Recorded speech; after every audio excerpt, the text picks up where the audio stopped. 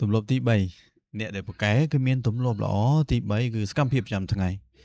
អ្នកលក់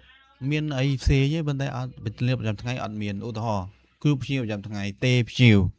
ណាអត់ជជែកជាមួយភ្ញៀវចាស់ចាស់ផ្ដល់ព័ត៌មានឲ្យភ្ញៀវប្រចាំថ្ងៃអញ្ចឹងអ្នកលក់ដែលប្រកែគេមានទម្លាប់ប្រចាំថ្ងៃរបស់គេគេដឹងតែម៉ោងប៉ុន្មានគេគិតពីសុខភាពគេម៉ោងប៉ុន្មានគេរៀនម៉ោងប៉ុន្មានគេជួបភ្ញៀវម៉ោងប៉ុន្មានគេ call ទៅភ្ញៀវម៉ោងប៉ុន្មានគេប្រជុំគេច្បាស់លាស់អញ្ចឹងគេមានសកម្មភាពប្រចាំថ្ងៃគេច្បាស់លាស់មានផែនការច្បាស់លាស់ហើយអ្វីដែលសំខាន់មួយទៀតគឺភាពទៀងទាត់របស់គេអញ្ចឹងគេមានភាពទៀងទាត់គេគោរពម៉ោងគោរពវេលាគោរពវិន័យអង្គភាពគោរពអតិថិជនឲ្យតម្លៃខ្លួនគេអញ្ចឹងក្រៅពីសកម្មភាពពួកគេមានភាពទៀងទាត់មួយអញ្ចឹងបើសិនអ្នកលក់មិនមានភាពទៀងទាត់កុំធ្វើអ្នកលក់បើអត់មានសកម្មភាពប្រចាំថ្ងៃតែដឹងតែខ្លួនឯងត្រូវធ្វើអីប្រចាំថ្ងៃទេមិនបាច់ធ្វើអ្នកលក់ទេពីព្រោះអ្នកលក់ដែលប្រកែគេមានសកម្មភាពប្រចាំថ្ងៃច្បាស់លាស់ថាមួយថ្ងៃគេដឹងថាត្រូវធ្វើអីហើយគេត្រូវធ្វើអាហ្នឹង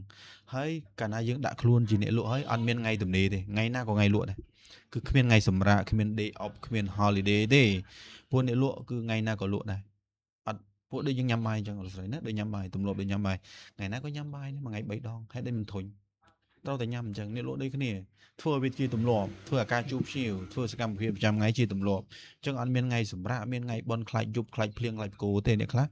ជាអ្នកលក់ឯងប៉ុន្តែភ្លៀងអត់មកធ្វើការទេហ្នឹងភ្លៀងបងខ្ញុំទៅមិនរួច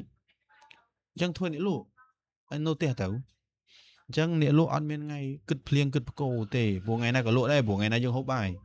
ព្រោះអ្នកលក់ត្រូវមានភាពទៀងទាត់អ្នកលក់ត្រូវមានសកម្មភាពរបស់ខ្លួនឲ្យច្បាស់លាស់អញ្ចឹងអត់អាចលេមលំបលំបកៅបានទេកាលណាយើងបលំកៅគ្មានអាណាទុកចិត្តយើងទេព្រោះយើងមិនទៀងទាត់ហើយអត់ដឹងធ្វើអីមួយថ្ងៃអង្គុយចុចទូរស័ព្ទអត់ទេ no អ្នកលក់ដែលប្រកែគឺមានសកម្មផែនការប្រចាំថ្ងៃសកម្មភាពថ្ងៃជាគោលច្បាស់លាស់ហើយគោរពនូវភាពទៀងទាត់